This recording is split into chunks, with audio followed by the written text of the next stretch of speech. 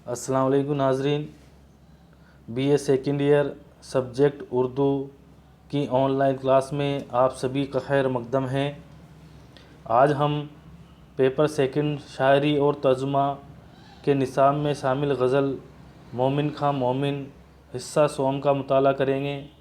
नाजरीन, इससे पहले के वीडियो में हमने मोमिन खां मोमिन का तारुफ़ और उनकी हालात ज़िंदगी गज़ल नंबर 1 और गज़ल नंबर 2 का मुताला किया था। आज हम मोमिन की गज़ल नंबर 3 का जायज़ा लेंगे। गज़ल नंबर 3 का पहला शेर है, गैरों पे खुल न जाए कहीं राज देखना, मेरी तरफ भी गमज़े गमाज़ देखना। मोमिन कह रहे हैं कि ए महबूब, मैं तुम और हम एक महफ़िल में हैं, सबसे मिलजुल कर रहो, लेकिन मुझसे नज़र चुरा कर रहो। कहीं ऐसा न हो कि इस चोरी की वजह से हमारी इश्क की दास्तान का राज खुल जाए, इसलिए तुम कभी उछटती निगाह मेरी तरफ भी डाल लिया करो।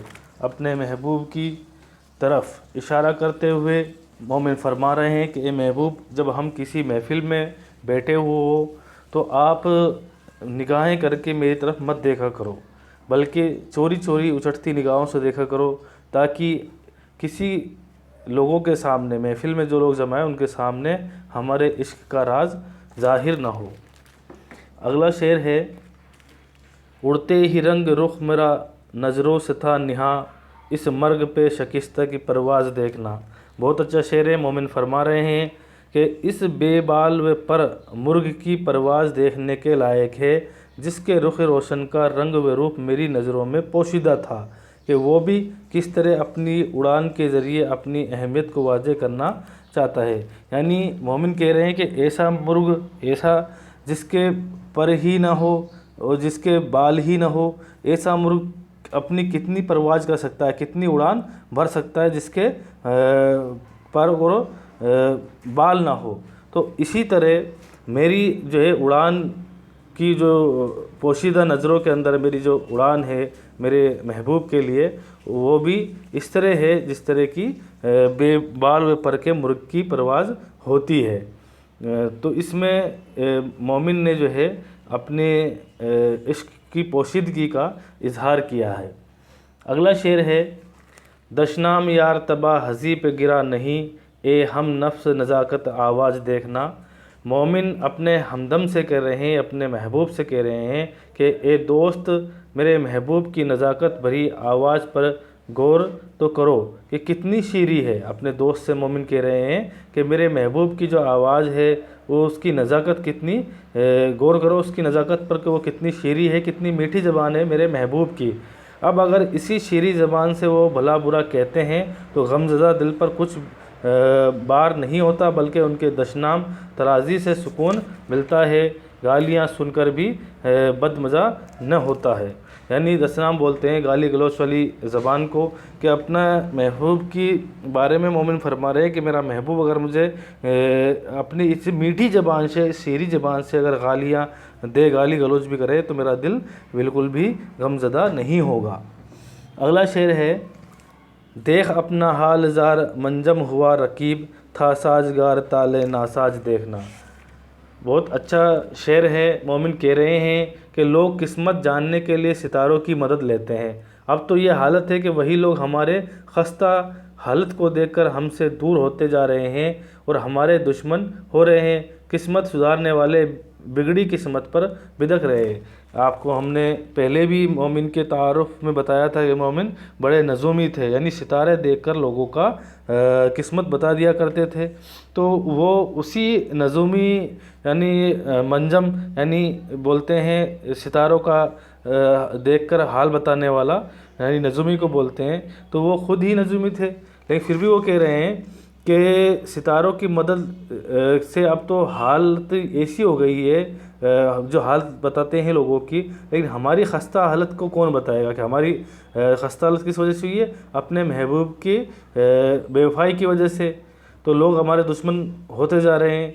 तो इस वाले शेर में मोमिन ने अपने महबूब की बेवफाई की तरफ और हमारी बदकिस्मती की तरफ, अपनी बदकिस्मती की तरफ इजहार किया है।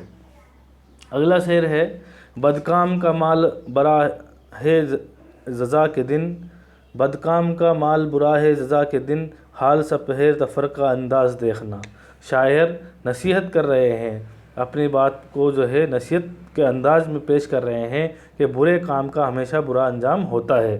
جیسے کہ آسمان، سپہر بولتے ہیں آسمان کو، نے ہمارے اور ہمارے محبوب کے درمیان تفرقہ یعنی فرق پیدا کر دیا ہے، الگ کر دیا ہے، تو آسمان کا انجام بھی برا ہوگا کیونکہ اس نے بھی ایک برا کام کیا، یعنی ہم دونوں کو الگ کر دیا ہے۔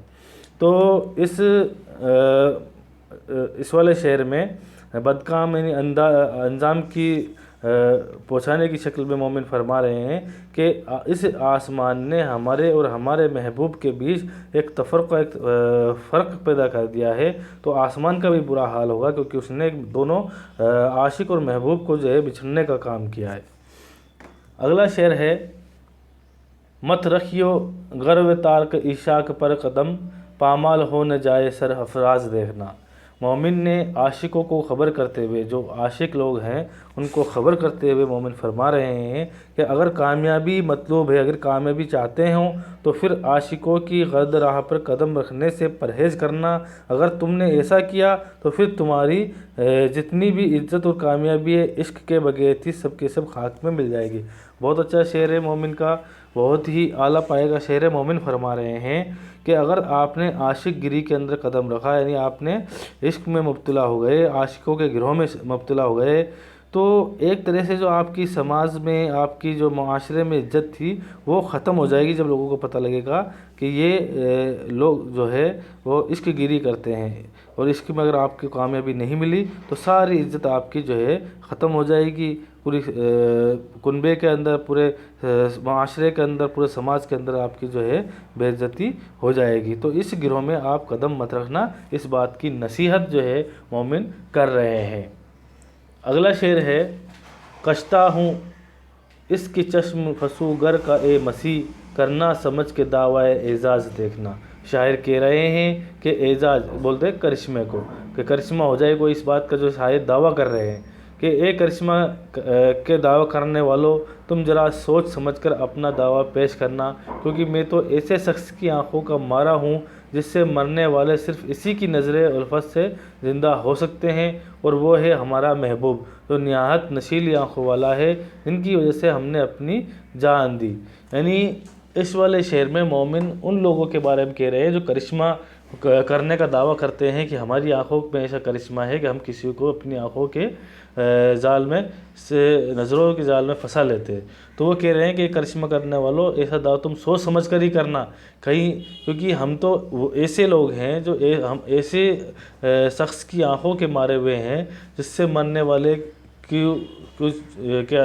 کے لیے اس کے لیے الفت تھی، اور ہم زندہ جبھی ہو سکتے ہیں جب ہمارا محبوب جو ہے نہایت نشیلی آنکھوں والا جو ہے وہ ہم سے ملے اور اپنی جان دینے کی بات کہہ دے، جبھی ہی ہم جو ہے واپس جو ہے اس دنیا میں زندہ رہ سکتے ہیں۔ اس طرح کی مومن فرما رہے ہیں۔ اگلا شعر ہے، میری نگاہ خیر دکھاتے ہیں غیر کو، بے طاقتی پہ سر جنش ناز دیکھنا۔ محبوب کے ظلم و وجادتی پر کہہ رہے ہیں کہ میں کمزور اور مجبور ہوں، اور اسی وجہ سے وہ ناز و داد بھرے انداز میں برا بلا کہہ رہا ہے، یعنی میں کمزور ہوں اور وہ ظالم ہے ایک طرح سے، اور وہ اپنے ظالمانہ انداز میں ہم کو جو ہے حقیر اور ہم کو کمزور سمجھتے ہوئے اپنے ناز و غرور سے ہمیں جو ہے بھرا برا کہہ رہے ہیں، اور اپنی مغرور نگاہوں سے مرعوب ہو کر، یعنی اپنے گھمنڈ بھری نگاہوں سے، آنکھوں سے جو ہے ہم سے کہہ رہے ہیں کہ تم میں عشق کا غم اٹھانے کی صلاحیت ہی نہیں ہے۔ تو مومن اپنے محبوب کے گھمنڈ، غرور اور اس کی جو ہے ظالمانہ انداز کی طرف اشارہ کرتے ہوئے اپنے پر ہوئے ظلم کی طرف اشارہ کر رہے ہیں۔ آخر شعر ہے مقطع کا، مومن فرما رہے ہیں، ترک صنم بھی کم نہیں سوجے حزیم سے، مومن غم مال کا آغاز دیکھنا۔ مومن کہہ رہے ہیں کہ عشق لگنے کے بعد معشوق کو بھلا دینا بڑا تکلیف دہ کام ہے، بلکہ وہ جہنم کی تکلیف سے کم نہیں۔ سوج حزین بولتے ہیں جہنم کی آگ کو کہ جہنم کی آگ جتنی گرمی پیدا ہوتی ہے یا جس سے آدمی تکلیف اٹھاتا ہے، اس سے بھی بڑی تکلیف ہے میں اپنے معشوق کو، اپنے محبوب کو بھلا دینا۔ تو اس کو جو ہے بھلا دینا کی جو تکلیف جو ہے ہم نہیں اٹھا سکتے، یہ بڑا شدید غم ہے، اور یہ غم کا آغاز ہے تو پھر انجام کیا ہوگا خدا ہی بہتر جانتا ہے۔ وہ اپنے محبوب کو بھلا دینے کی تکلیف جو ہے اگر وہ صرف ایک غم کا آغاز ہے تو اس کا انجام کیسا ہو سکتا ہے، اس کا ہم صرف اندازہ لگا سکتے ہیں، اور اس بات کو خدا ہی بہتر جانتا ہے۔ اس طرح یہ مومن کی غزل نمبر 3 پوری ہوئی۔ شکریہ ناظرین۔